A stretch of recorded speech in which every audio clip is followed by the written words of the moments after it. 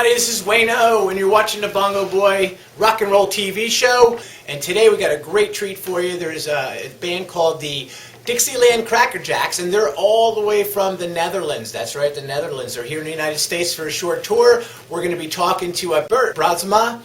He's their leader, and he's going to explain all about the band. But before we do that, we're going to go check them out, a clip of one of their original songs called Fletcher. Here it is. Check it out. We'll be right back. It's an original composition by this band.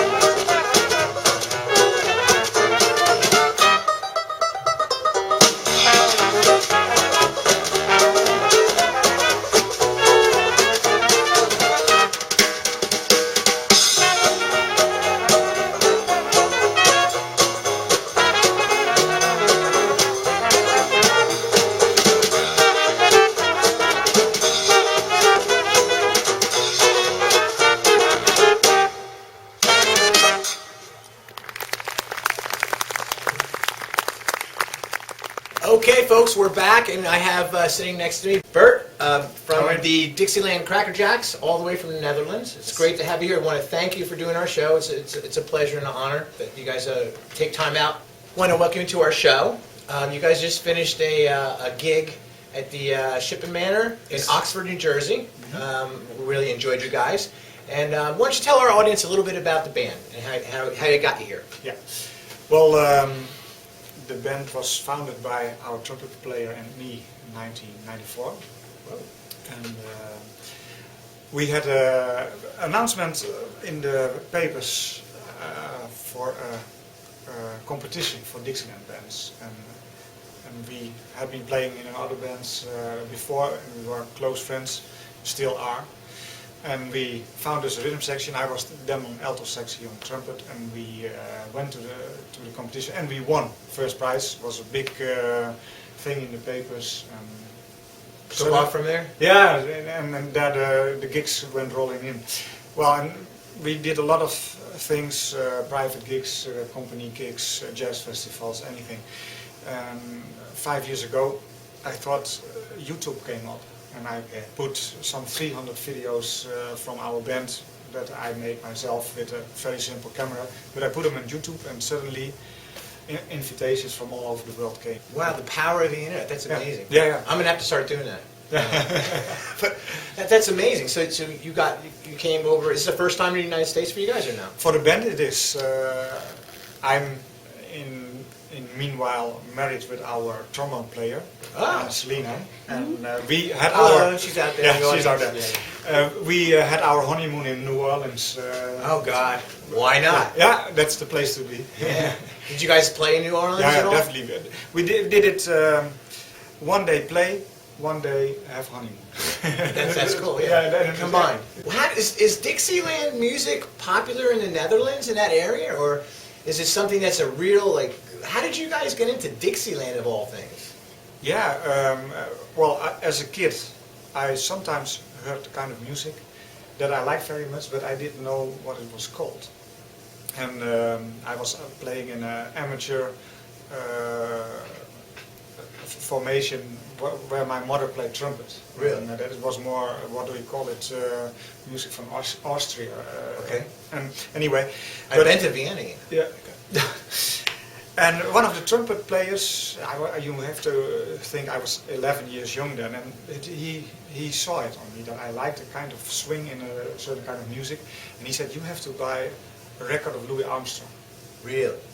And so my aunt had a record store. I went to the place and there was this lovely LP with a big picture of Louis, and I took it home and I played it and I thought, this is it.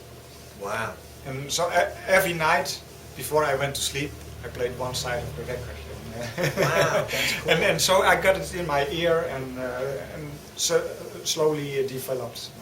And then you guys eventually found other people that were exactly. that loved the same kind of music? That's how it happened. So Bert, tell me about the original song Fletcher, because it's not very often that you see a Dixieland band do an original that's Dixieland.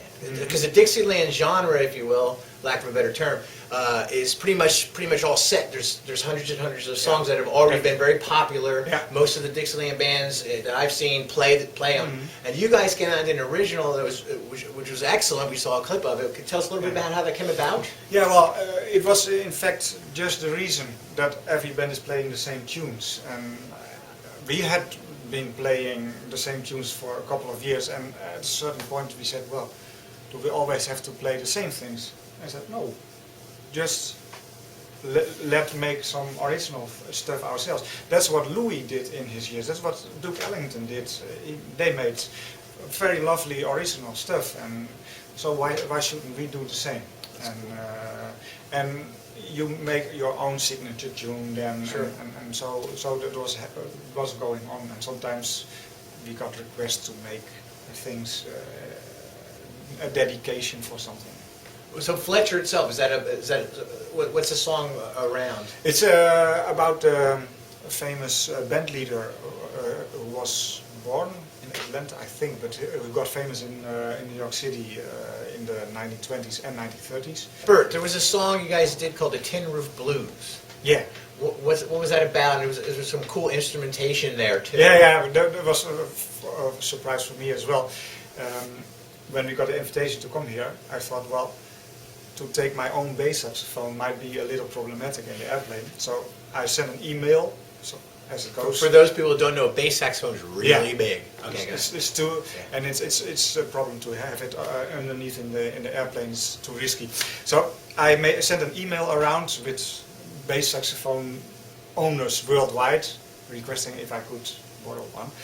And well, within a few hours there came 4 answers, and so I replied on the first one, please send your bass sax. But to my big surprise, I arrived here, there was another man, not with a bass sax, but even worse, with a contrabass saxophone.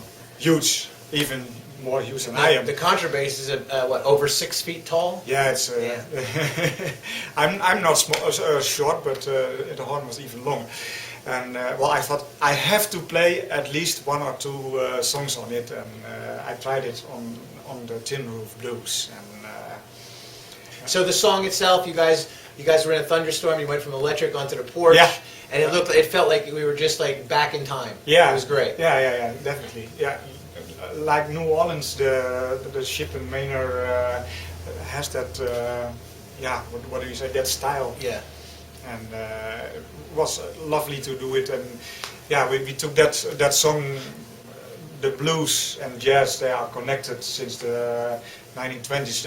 In my feeling is that jazz originated as a kind of mixture from different kinds of music. One side could be ragtime music, the form of ragtime and maybe kinds of the rhythm, and the emotion of the blues, of the early blues singers like Bessie Smith and so on. Cool. You want to introduce it? We're going to show a clip. Yeah. Go ahead. Tell it. Well, here you have a nice clip, unique performance with contrabass saxophone of the Tin Roof Blues. Take it away.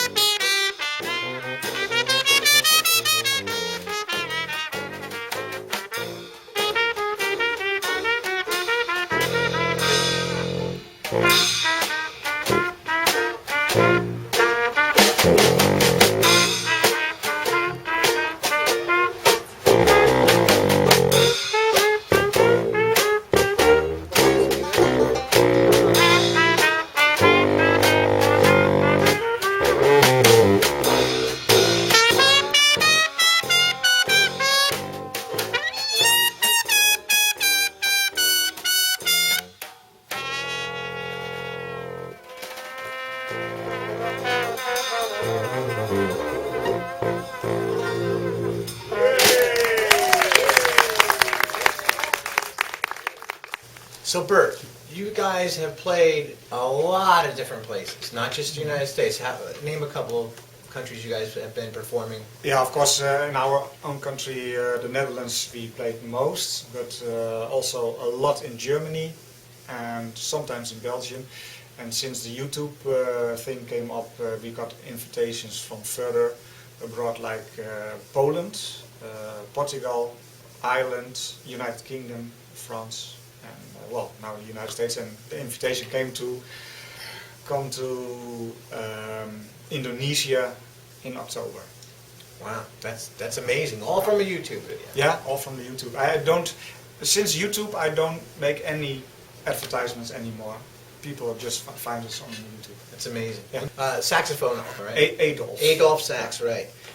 His father worked for the military music. He's from Belgium, right? Yeah, he was born in Belgium, but Adolf made his career in France. He started making the smaller saxophones like the alto and the sax, tenor. yeah, which is the most popular. Exactly, and they became popular. And the bass sax, well, it had a little bit of a comeback in the 1920s when the early recording, because at that time it was very difficult to record a double bass because it was, yeah, it couldn't be amplified. Right.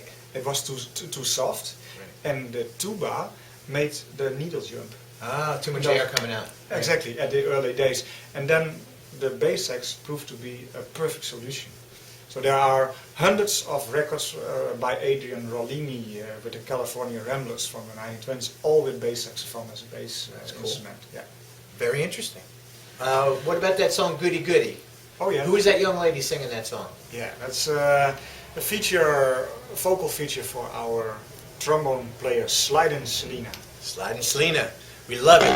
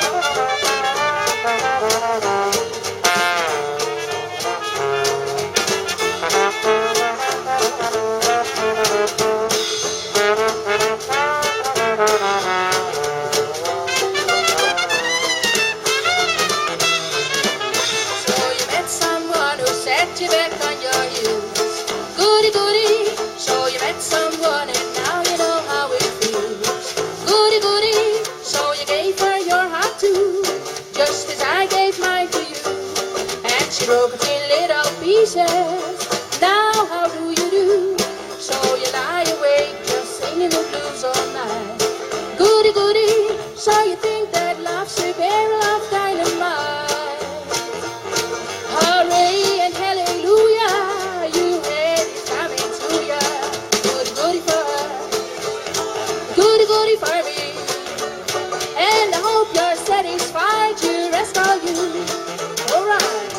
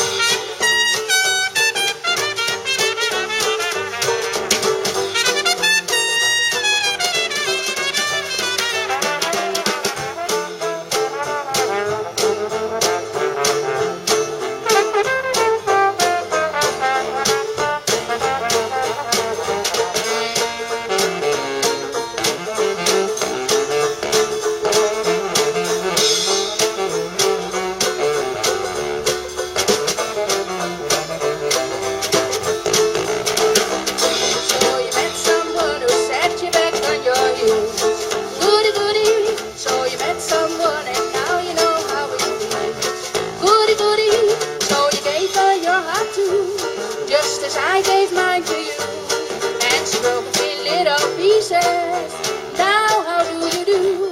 So you lie awake just singing the blues all night. Goody goody, so you think that love's a barrel of dynamite. Hooray and hallelujah, you man is coming to ya. Goody goody for me. And I hope you're satisfied to rest on you. Yes, I hope you're satisfied, 'cause you've got yours. Oh yeah. Thank you very much. Goody goody. You know what? I think it's time maybe we ought to meet the band. What do you think? Yeah, that's a good idea. Come on out, band. The Dixieland Crackerjacks. Here they come. You want to introduce them for us? Yeah, let's do it. We have our trombone player, Slidin Selena. Yeah. Our trumpet player, Michel Muller. Hey, Mike. On the banjo, Rocky van Schaik. Rocky. And all the way from Indonesia, Lielian Tan. Lielian. Very nice. You guys are great. We love you guys. Okay. Now, do you guys have a website we can kind of check you guys out and stuff? Yeah. The name of the website is DixielandCrackerjacks.com. Okay, Bert, what we're going to do is we're going to go to one of my favorite bluesmen called Plainfield Slim. We'll check it out because we're talking about the blues versus the Dixieland. This is something I think you're going to enjoy. Here's a little Plainfield Slim for you. Check this out. When gangsters ruled and burlesque sizzled, a vaudeville duo thrived. Jesse Gelber, the dapper, dexterous pianist extraordinaire, and Kate Manning, the sweet, scintillating songbird, were everyone's favorite romantic twosome, both on and off the stage. The smart set, the urban sophisticates, the men of the dot, and their wives at home all chattered ceaselessly about their heartfelt romance and their dazzling dramas. Enter Bernie Stander, the Poverty Row producer seeking funding from questionable sources, who plucks the duo from their vaudevillian perch and thrusts them into the world of moving pictures.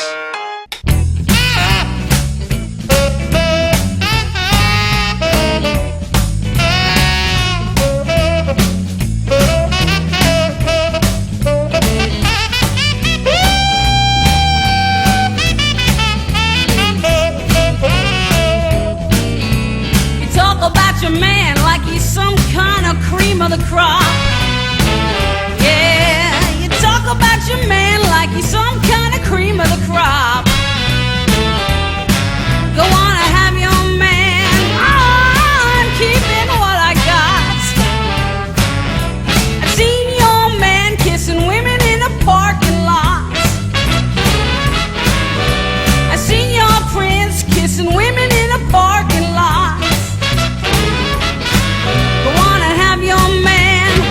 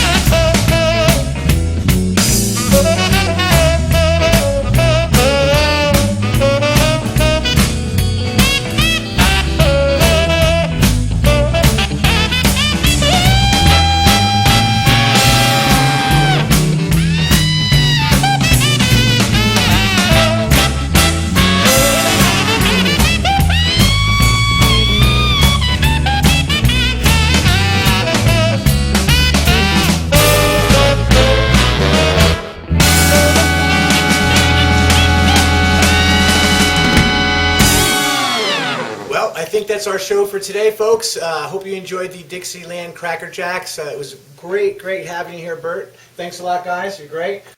We are the Dixieland Crackerjacks from the Netherlands, and we all are watching the Bongo Boy Rock and Roll Show! Yeah, I'm sorry. his name is Bert, like Bert. Did I say Bert the first time? Yes. Yeah, but now you say Brett. All right. It must have been that peanut sauce. No, It was last name. no. No. It's you. Okay. All right. So, yep. And then we'll just go right into the answer. Ready? Yep. Bongo Boy, see 2 pages.